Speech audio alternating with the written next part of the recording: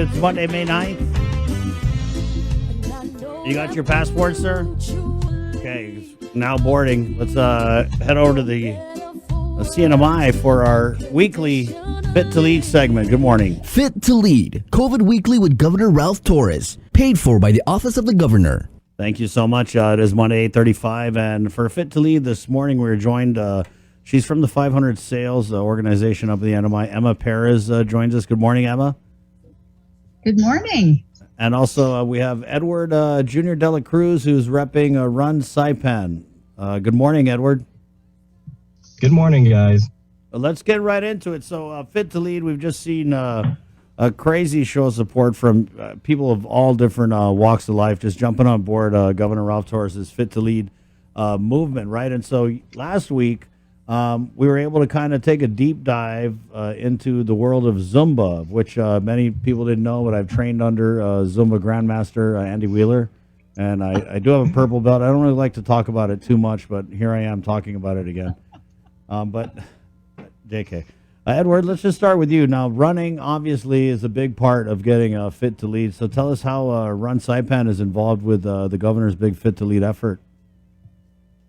Well, the way we're involved is we're going to be the ones doing the timing for the organization. It's really hard to time 400, 500 runners. We've been doing that for a few months, so we wanted to take the lead on that.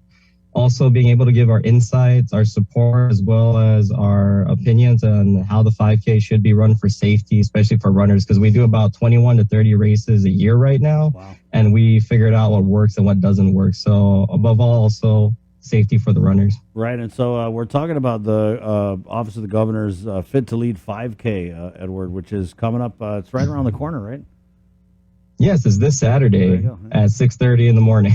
Right, and so what's the registration been like for you guys? Well, the registration's been going pretty quick. I believe we have about 100 runners sign up right now, but as everybody knows how tomorrow time works on Saipan, the minute Thursday or Friday hits, that's where we get our actual surge of participants to last minute register for the races. It happens all the time. Good example is last week, we expected about 120 people for our 5K last Saturday. We jumped it to 215 within the last 2 days leading into it. Wow. So it's going to probably be the same thing right now. Right now, I think we're about 100 participants. And as the week progresses on, we're going to get more support for it. We're looking at probably about 200, 300 runners coming in for this event. Nice. Max 500.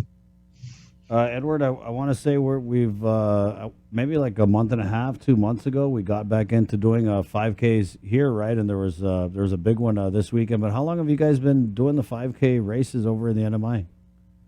For me, for Run Saipan, we started since February 2021. I see. So for the year of 2021, we did about 22 races.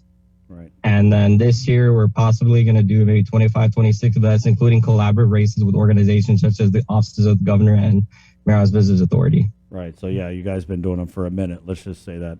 Edward, maybe your advice, because a lot of people are jumping on this Fit to Lead movement. Maybe some are new to, the whole fitness journey thing. So in doing a 5K, what kind of advice would you give for maybe just like the different fitness levels that you're seeing with participation in the Fit to Lead? Well, the beautiful thing about doing a 5K is everybody thinks it's really long. 3.1 miles is a very long route, but in reality, it's a pretty perfect route for beginners too. So for people starting out for the 5K, they shouldn't come in thinking they can run the entire 3.1 miles. What they should do is enjoy the journey. I know running hurts, but the reason why we're also doing this 5K with the group is so everybody can support each other and do this 5K route for fun. I would recommend to walk the entire thing if you haven't ran it. But if you really want to push yourself, I would recommend doing intervals, maybe 1 minute jog and then 5 minute walk, 1 minute jog again, 5 minute walk, test your limits, test your waters, see how you go. For people that are just getting back into it, thinking they can run the whole 5 kilometers, I would recommend to still do the intervals, see how it goes. I learned personally from my physical therapist is listen to your body. If something hurts, do not push it. So for this, I just challenge everybody to just complete the 5K any way they can, even if they have to crawl it. We believe in them. They will get it done. It's only 3.1 miles. Edward, you're confusing me because you said running hurts, but then you said listen to your body. So For people who are doing the 5K, right? Because I did a half marathon, I did a 10K, right? And you're right. I mean, it is not the most fun activity, but the thing is, the more you do it, the more used to the more used to doing it you get, right? So maybe are with times? Are you preoccupied on times? Like for people, should they be paying attention to how long it takes them to finish the 5K, or should they just be worried about just finishing? They should just be worried about them finishing. Everyone here in the CNMI should be able to finish the 5K under 50 minutes. Our slowest runners, usually even when they walk the whole thing and take their time taking selfie pictures by the beach and everything, by the time they go through the finish line, our slowest is about 54 minutes. And that's with them stopping, talking to family at the pavilions and taking pictures. Right. Everybody will be coming in under 50 minutes for this 5K, even if they completely walk it. Right on. So for me, the thing is everybody should just finish the 5K. It doesn't matter about the time. It's about the journey. If this is your first time to do a 5K, it's going to be a beginning of a beautiful journey for everyone that's going to be on this fitness program. Right on. And before we get into the sailing, which I'm assuming is probably not as painful as running in some cases, Edward, for the goodies, right? When you talk about just finish the race, to me, one thing I love about 5Ks is when you just finish the race, there's always some type of goodies. So are we getting like the dry fits or what are people getting for signing up and finishing the Fit to Lead 5K? Of course. Thanks to the Office of the Governor and Mayor's Business Authority, we are going to have 300 dry fit shirts for the first 300 that show up. And then also at the same time, there's going to be amazing raffle prizes. Now, I know you're going to ask me, what are these amazing raffle prizes? Apparently, it's top secret that I don't even know about right now from the sponsors. So the only way to find out is to sign up for the race and show up that morning. So everyone that enters the race will be entered into the raffle system that's going to be after. So if you join the race, do not leave because we have raffle prizes to give out. Nice. Emma, let's go over to 500 sales. Obviously, I'm going to say maybe more low impact than running, right? And when you talk about Fit to Lead, Absolutely. where does 500 sales fit into the Fit to Lead movement, Emma? Well, first, I just really want to shout out to the governor for starting this Fit to Lead wellness program. I think it's key for our islands. And 500 Sales has various programs that can fit right into that. We have swimming, sailing, voyaging. We have swimming for women. We have just sailing for the community. And I wanted to tell a little bit about that. Sure. But I wanted to just say the 500 Sales, we've been around since 2014. And we get our name from a 1565 first-person account as somebody was approaching the Marianas, and they wrote down that they observed during the day 500 sailing canoes surrounding them. So we aren't going to build 500 sails ourselves, but we imagine what it would look like. 500 sailing canoes on one day in one place. This place was really, truly a maritime place. And so we started, I'm half Chamorro, so is my husband. And we started thinking about where are the Chamorro canoes? And what had happened, all of those 500 sailing canoes, what happened to them? And colonization wiped it out, absolutely wiped it out. And so a lot of what we're doing now is thinking, what would our community be like if those canoes had never been lost? Imagine if we'd never lost those canoes.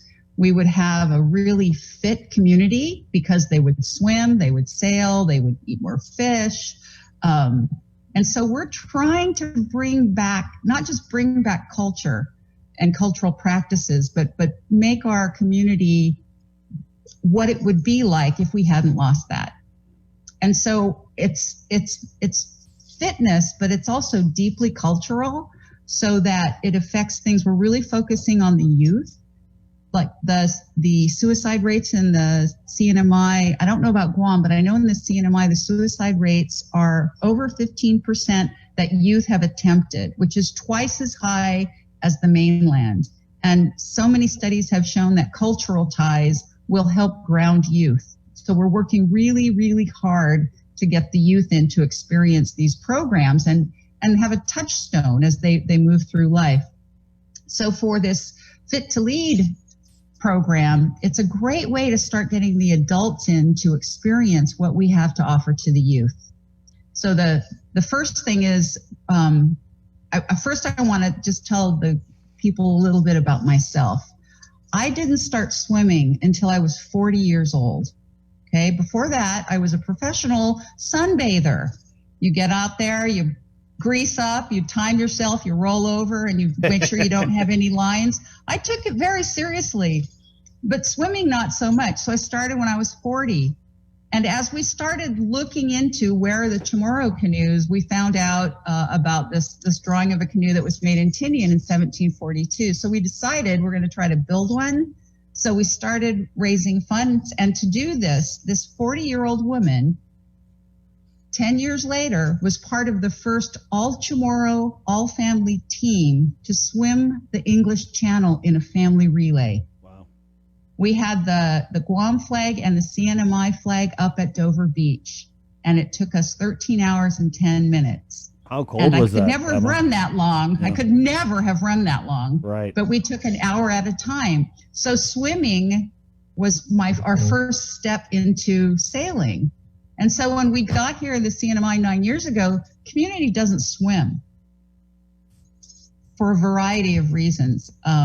So we started with a swim program. So right now we have swimmers at the Guma Sacman in Susupi every morning at 6 a.m. And they make coffee, and sometimes there's snacks, and it's free. So Edward, on those off running days and you want to go swimming, drop in at 6 in the morning. So we've got a pretty big adult community has grown. We've taught over, I think before we stopped counting during the pandemic, but we've gotten almost up to 2,000 students had come through our program. Wow. So anyway, start swimming, and it's not too late. And for the Governor's Fit to Lead, if they're interested, the head coaches amongst the departments, call our office, talk to Marge Daria, our community programs director, and we'll get you a class. So we started with swimming, and then there was this thing before the typhoons hit, like before Sudalor, where our public schools had half-day Fridays. And we thought, wow, we could teach kids to swim every other Friday for free. But we don't have lifeguards. So we started a program called the Gamson Project, which is to teach high school kids how to swim so they can pass the lifeguard prerequisite tests. And we've had, I think we're on our fourth cohort of lifeguards. So now we have more lifeguards on an island where people don't swim. So we have Gamson going, right? And it's free. Again, it's for free. But the typhoons kind of screwed it all up, to say the least. And then there was this pandemic thing. But anyway, we keep going. And as distance swimmers, we're kind of tough that way. But we've got Gamson now, and it's going on every Sunday from 1:30 to 2:30. Right. And we get that notice out to the schools. And some of our lifeguards have gotten jobs in hotels, and we hope to see as the hotels great program open up that we get. Emma, so I know Saturdays, the swim lessons. Are you doing one this Saturday with the 5K, or are you moving? No. Okay. There will be probably a 6 a.m. swim. Where does the race take off from, Edward? It takes off the Garapan fishing days, Emma. Okay. Right. And there. a lot of our swimmers will be running because they're starting to be triathletes now. They do marathon swimming now as well. Right.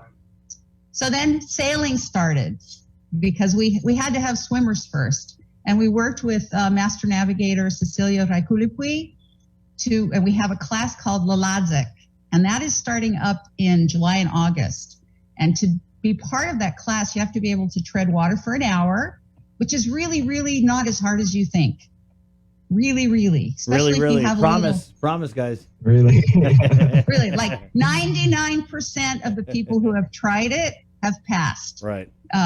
Because we all have this little extra flotation attached to our bodies now. But anyway, that's starting up in July and August. And start swimming now. Contact us. Let us help with swimming so we can teach you how to sail. And once you learn how to sail, we can get you on the water. We just did a circumnavigation sail around Saipan. Nice. And it was a great learning experience. So here at 500 Sales, we've got our Cultural Maritime Training Center, and we're trying to teach as much as we can so that people can actually get jobs while they're fit and doing things that are cultural. Emma, is there a social media presence for you guys that people can kind of check out? Because it sounds like you Yes, definitely absolutely. have a lot going on. We're on, it's 500 Sales and Dolphin Club Saipan on Facebook. And then we also have, if you check 500 Sales on Instagram, we're there too. All right. We have some young folks keeping that up to date. Right. Edward, how about you guys with Run Saipan? Oh, definitely. We have our official Run Saipan Facebook page. Just type in Run Saipan. At the same time, Instagram, Run Saipan. Easy to find us. Got it. Thank you so much, Emma and Edward, for joining us for this week's Fit to Lead with the Office of the Governor of the CNMI. Appreciate it. Be safe and stay fit, guys. All right. No problem. Thank you so Good luck much. to your day. There you go. See you on the water, Edward.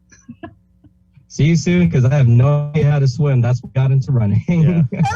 Perfect. Practice So your treading sign me up water, now. Edward. There you go. Emma and Edward.